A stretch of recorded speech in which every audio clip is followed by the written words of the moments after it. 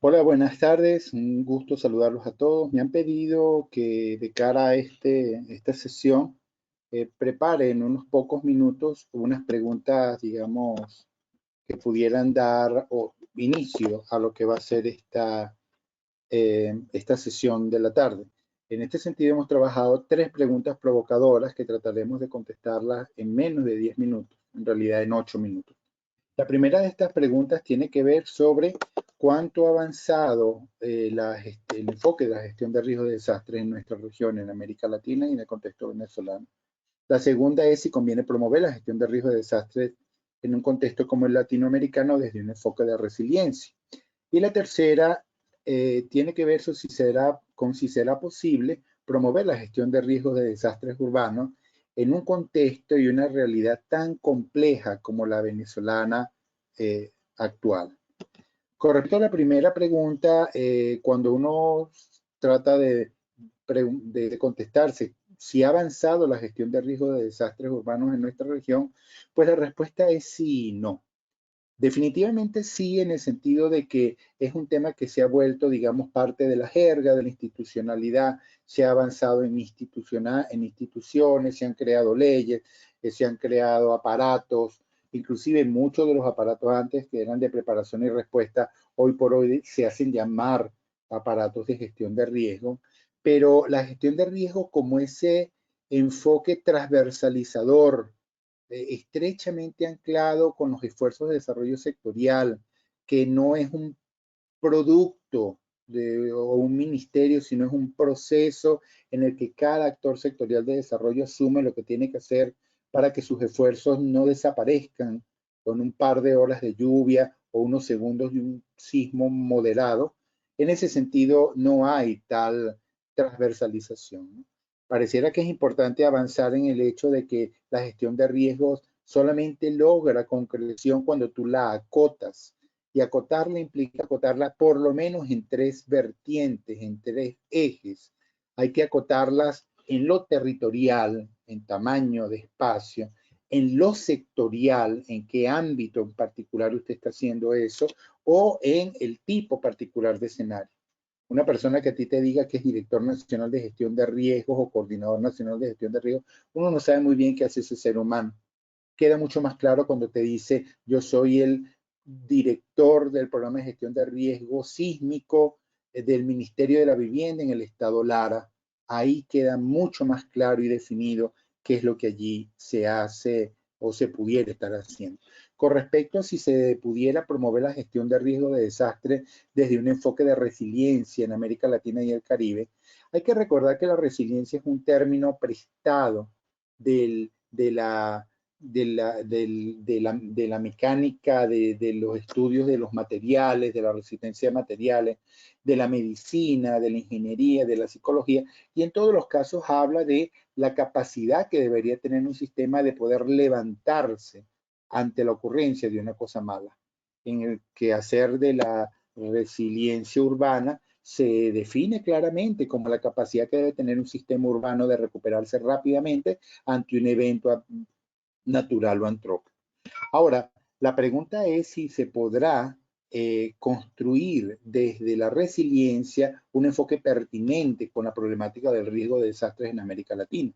En ese sentido, pudiéramos hacer el símil de dos personas, este señor que está aquí, llamémoslo Luisito, que es un tipo más o menos sano, que se alimenta bien, que hace ejercicio, que trabaja, tiene unos antecedentes de familiares con problemas cardiovasculares y sobre eso él se pregunta, dado que yo me mantengo bien sano, ¿qué pudiera prever adicionalmente para responder adecuadamente ante un posible problema cardiovascular?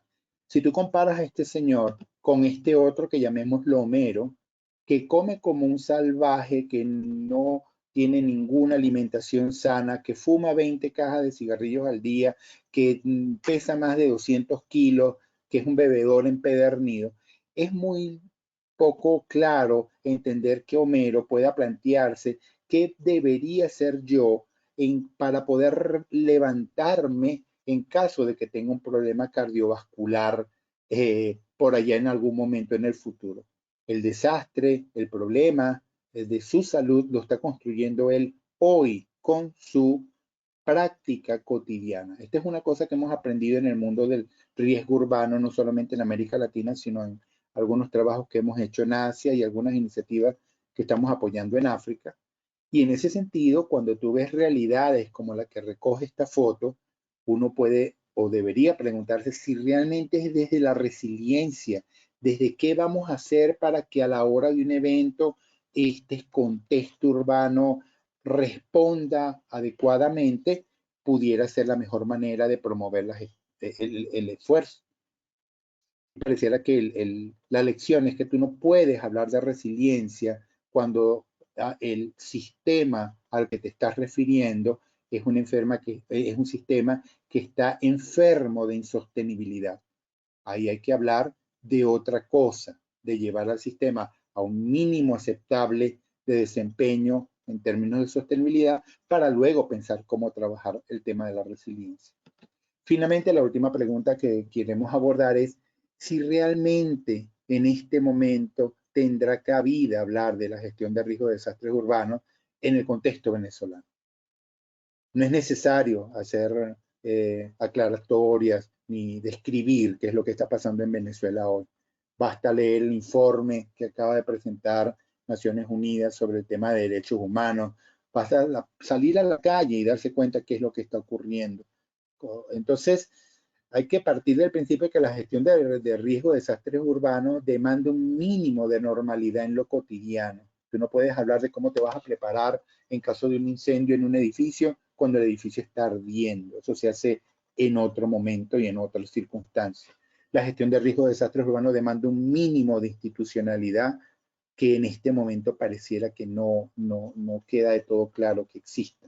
Deben haber unas leyes, unas normas, unas ordenanzas, unas alcaldías, unas gobernaciones, unos ministerios que uno hoy por hoy en lo fáctico no termina de ver que existen.